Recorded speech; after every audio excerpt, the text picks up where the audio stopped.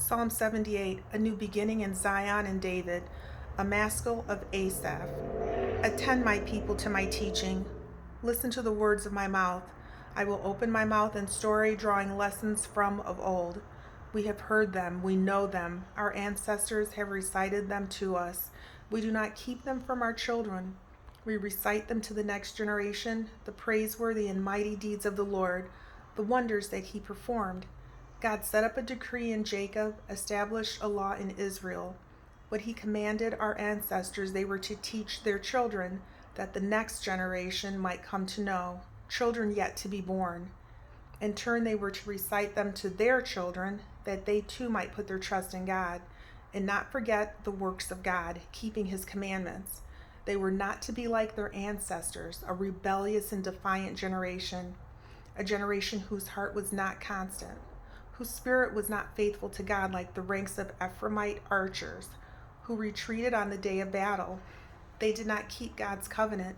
They refused to walk by his law. They forgot his works, the wondrous deeds he had shown them. In sight of their ancestors, God did wonders. In the land of Egypt, the plain of Zon, he split the sea and led them across, piling up the waters rigid as walls. God led them with the cloud by day, all night with the light of fire. He split rock in the desert, gave water to drink, abounding as the deep. He made streams flow from crags, drew out rivers of water. But they went on sinning against him, rebelling against the Most High in the desert. They tested God in their hearts, demanding the food they craved. They spoke against God and said, "Can God spread a table in the desert?" True, when he struck the rock, water gushed forth, the waters flooded. But can he also provide bread, give meat to his people? The Lord heard and grew angry. Fire blazed up against Jacob, anger flared up against Israel, for they did not believe in God, did not trust in his saving power. So he commanded the skies above, the doors of heaven he opened. God rained manna upon them for food.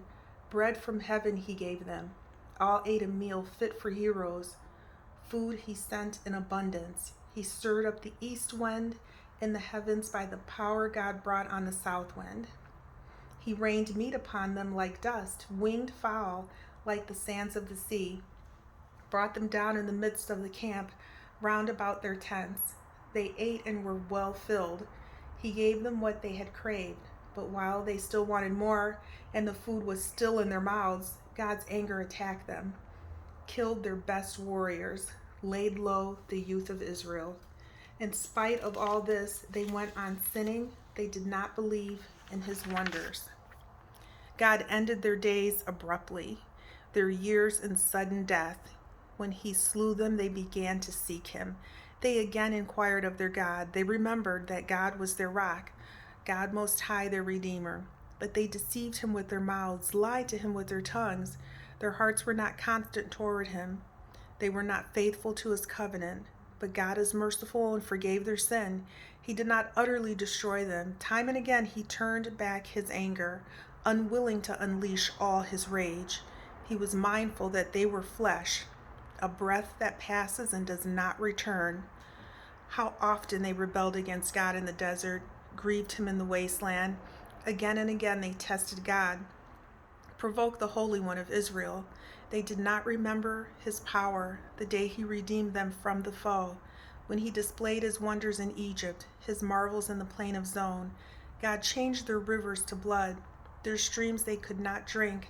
He sent insects that devoured them, frogs that destroyed them.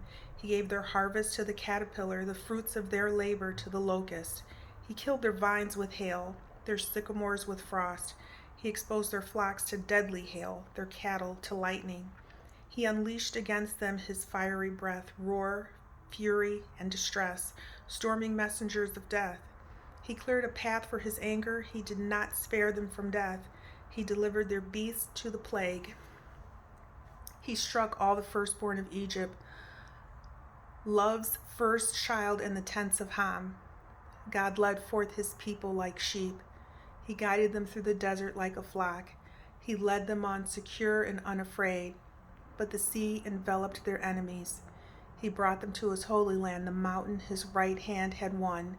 God drove out the nations before them, apportioned them a heritage by lot, settled the tribes of Israel in their tents. But they rebelled against God Most High. His decrees they did not observe. They turned back deceitful like their ancestors. They proved false like a bow with no tension. They enraged him with their high places, with their idols they goaded him. God heard and grew angry. He rejected Israel completely. He forsook the shrine of Shiloh, the tent where he built with humans. He gave up his might into captivity, his glorious ark into the hands of the foe. God abandoned his people to the sword. He was enraged against his heritage. Fire consumed their young men. Their young women heard no wedding songs. Their priests fell by the sword. Their widows made no lamentation. Then the Lord awoke as from sleep. Like a warrior from the effects of wine, he put his enemies to flight. Everlasting shame he dealt them.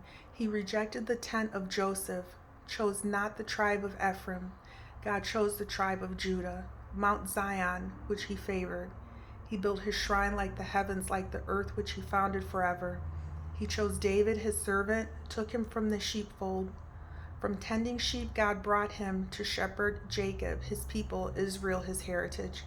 He shepherded them with a pure heart, with skilled hands. He guided them.